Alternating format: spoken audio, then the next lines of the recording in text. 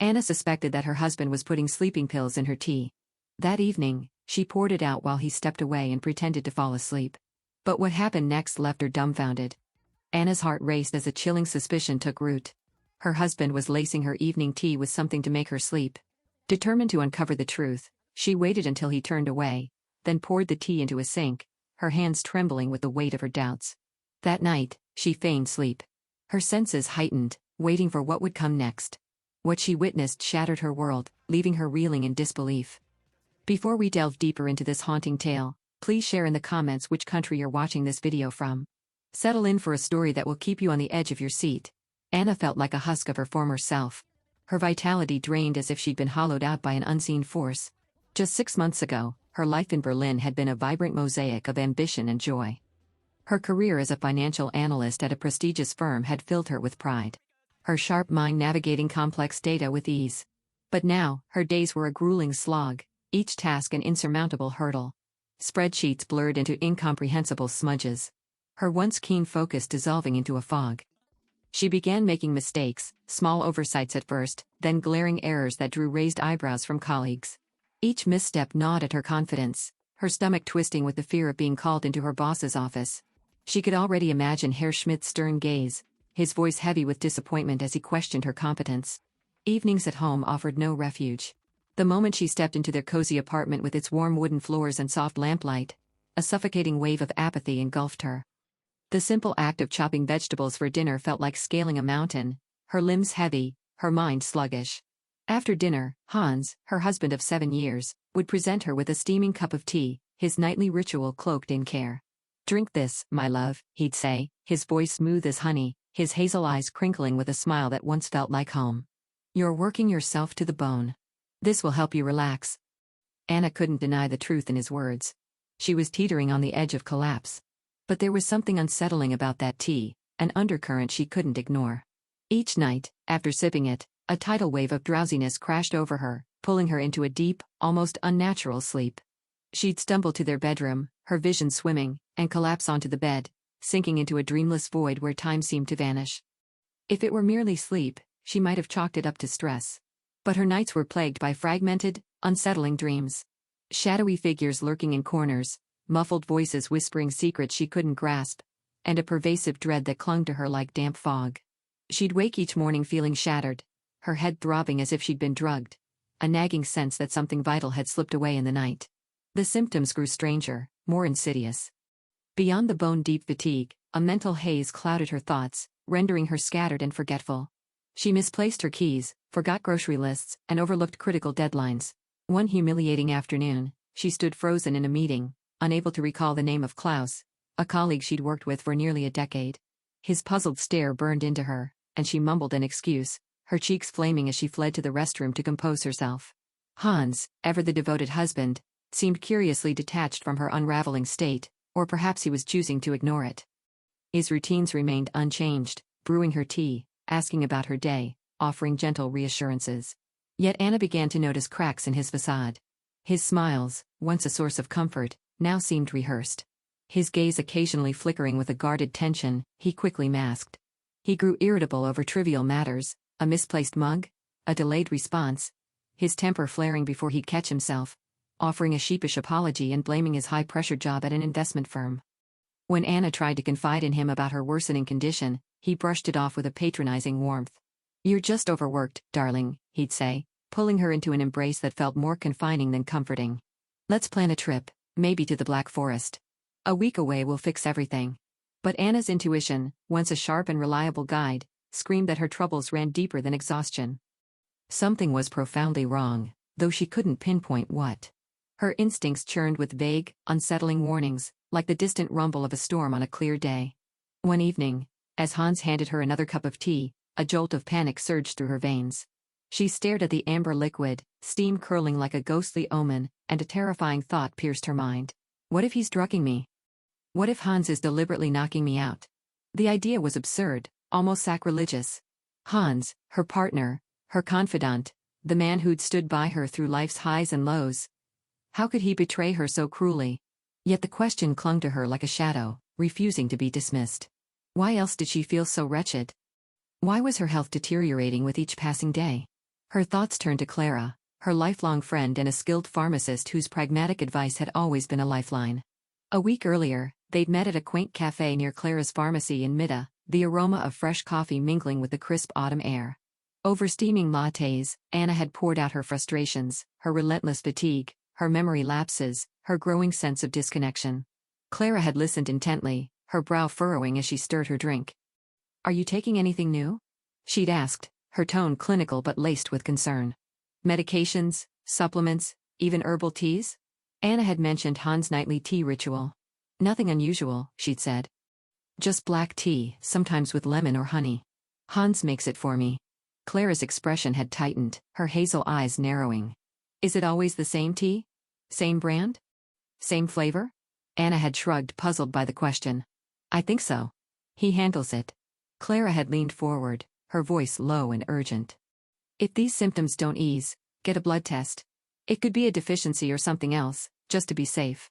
At the time, Anna had dismissed Clara's caution as professional paranoia. But now, with suspicion festering, her friend's words echoed like a siren. She decided to call Clara, her hands trembling as she dialed from the quiet of her office during lunch. "Clara, it's me," she said, striving for calm despite the tremor in her voice.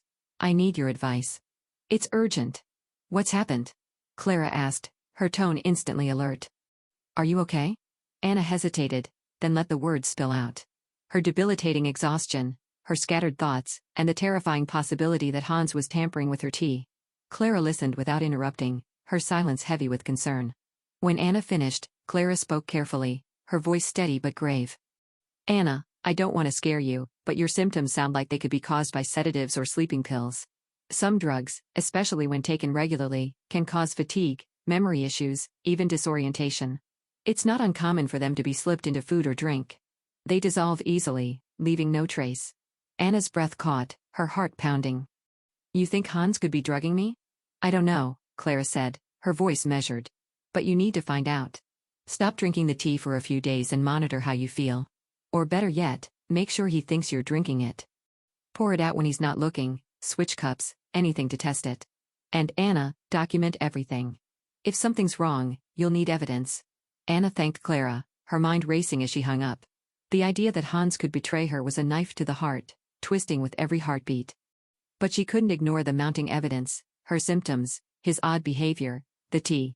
She resolved to uncover the truth, no matter how painful. That evening, when Hans prepared her tea with his usual flourish, Anna watched him like a hawk. His movements were deliberate, almost theatrical. His kindness now tinged with an artificial sheen that made her skin crawl. "Here, darling," he said, sliding the cup across the kitchen table, the porcelain clinking softly against the wood. "This will help you relax. You've had such a tough day." Anna accepted the cup, her fingers brushing against the warm ceramic, her senses on high alert. The tea smelled of chamomile, but beneath it lingered a faint chemical undertone, barely perceptible, but impossible to ignore. Clara's warning about sedatives flashed in her mind, how easily they could be dissolved in a drink, leaving no trace. "Thank you," she said, forcing a smile that felt like a mask. "I'll sip it in a bit." Hans settled across from her, his gaze oddly intense, as if waiting for her to drink. A cold sweat prickled her skin, her pulse hammering in her ears. This is it, she thought, her resolve hardening. Rising from the table, she wandered to the living room window, cradling the cup as if savoring its warmth. The city lights twinkled below, a stark contrast to the darkness brewing within her home. Pretending to take a sip, she tipped the contents into a potted ficus on the sill, the liquid soaking silently into the soil, the plant's leaves trembling slightly. After another fake swallow, she returned the empty cup to the table, her movements deliberate to avoid suspicion. "It tastes different tonight," she said, grimacing slightly to gauge his reaction. "Maybe I'm just worn out." Hans' posture stiffened, his smile faltering for a fraction of a second before he recovered. "Oh? Perhaps I brewed it too long," he said, his voice a touch too casual. "Could be," Anna said, stifling a yawn for effect. "I think I'll head to bed early tonight." She stood, swaying slightly to sell the act, and shuffled toward the bedroom, her bare feet cold against the hardwood floor. Hans' eyes followed her, a flicker of unease betraying his calm facade. Anna collapsed onto the bed, pulling the covers over her and slowing her breathing to mimic the deep drug sleep she'd experienced so many nights before. Her heart pounded as she sensed Hans lingering in the doorway, his silhouette framed by the hall's dim light. After a moment, he approached, his footsteps soft but deliberate. He leaned over her, his breath warm on her cheek, and gently shook her shoulder. "Anna," he whispered, his voice barely audible. "Are you asleep?" She remained still, her breaths deep and even, her body relaxed despite the adrenaline coursing through her veins. Satisfied, Hans retreated, closing the door softly behind him. Anna lay frozen, ears straining for any sound. She heard the faint creak of furniture, the rustle of papers, then a prolonged silence that set her nerves on edge. After several agonizing minutes, certain he was occupied, she slipped out of bed, her bare feet cold against the floor. Creeping to the living room, she peered around the corner, her breath catching in her throat. Hans sat at her laptop, the screen's blue glow casting harsh shadows across his face, illuminating the lines of tension etched into his features. He typed furiously, scrolling through her files, emails, bank statements, personal documents.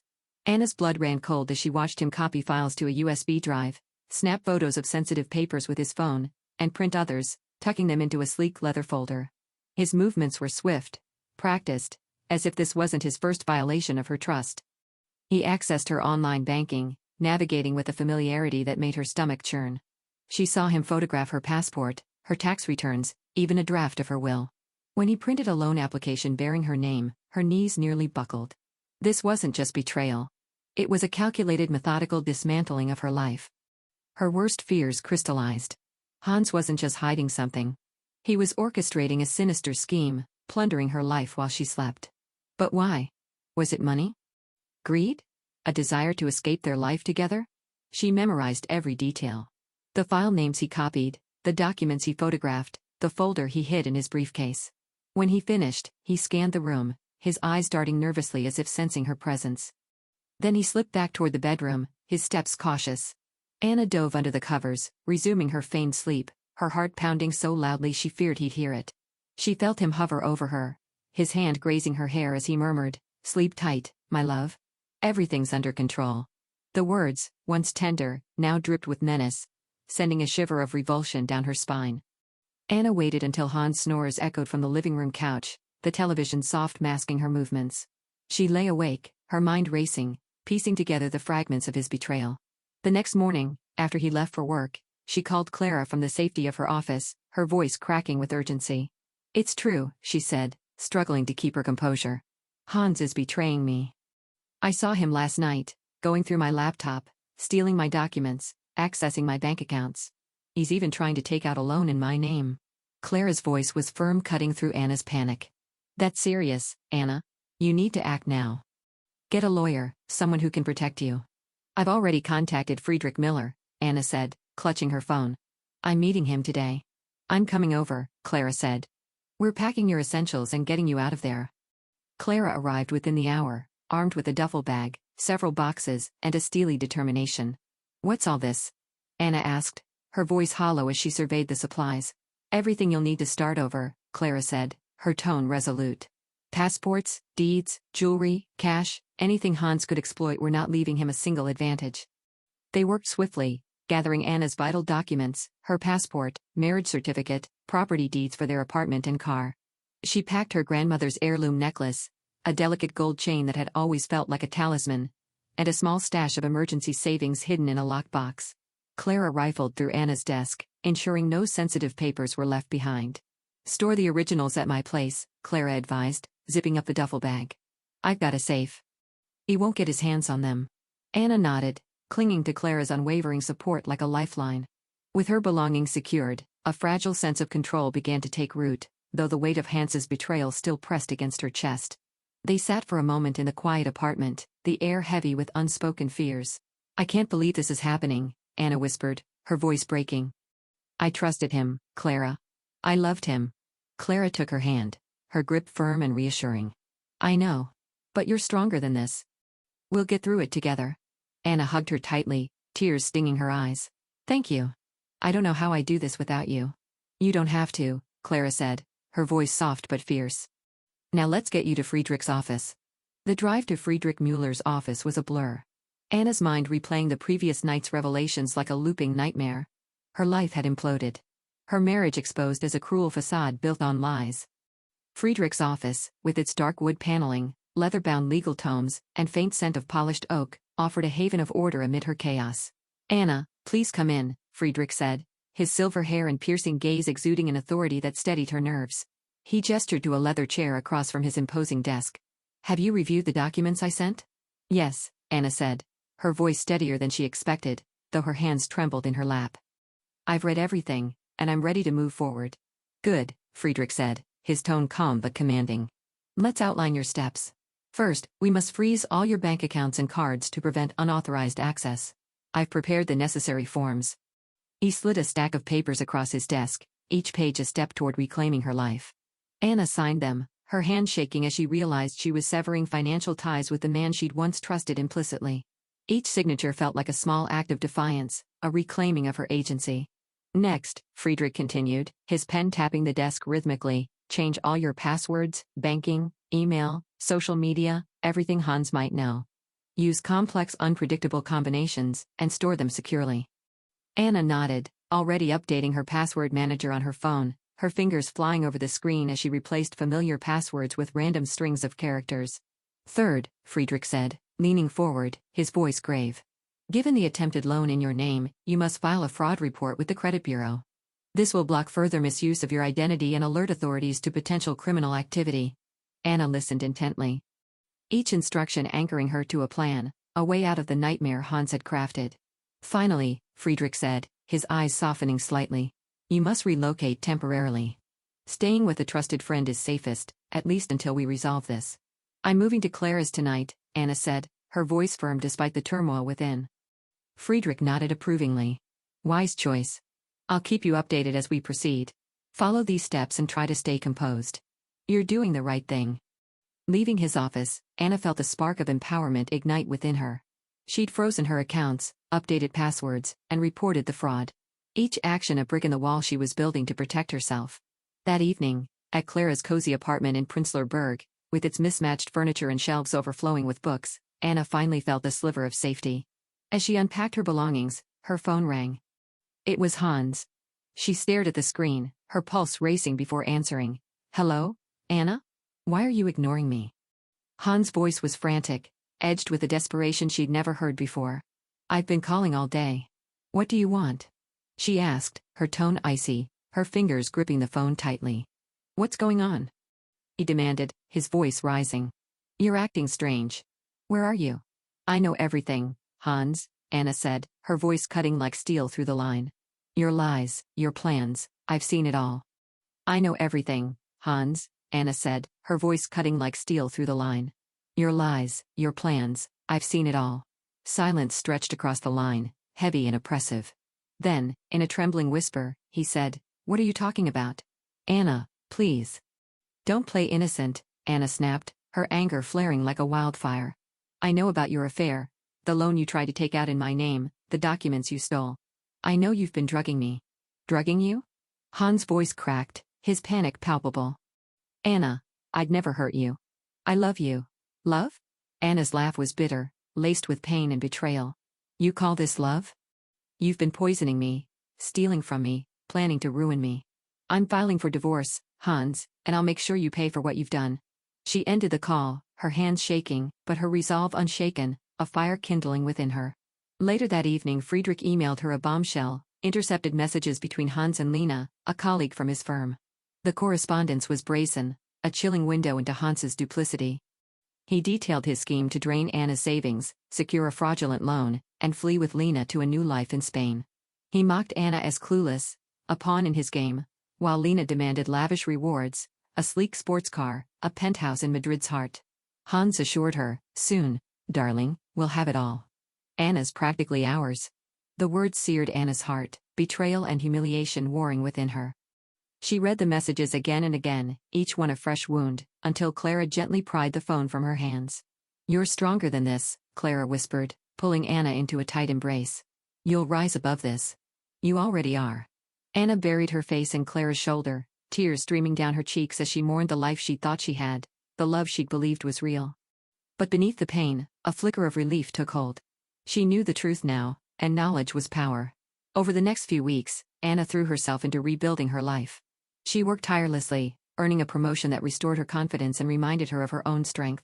She traveled solo to Prague, wandering its cobblestone streets and sketching in quiet cafes, rediscovering her love for art.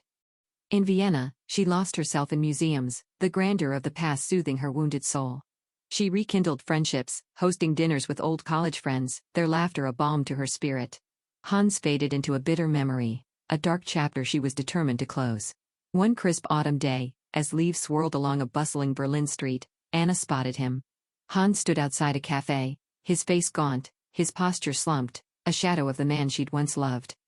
Their eyes met, his filled with regret and a silent plea. But Anna walked on, her steps light, her head high. She didn't look back. Ahead lay her future, uncertain, but hers to shape, free from the chains of betrayal. The story I'm going to tell is based on fiction and does not reflect real events. Enjoy.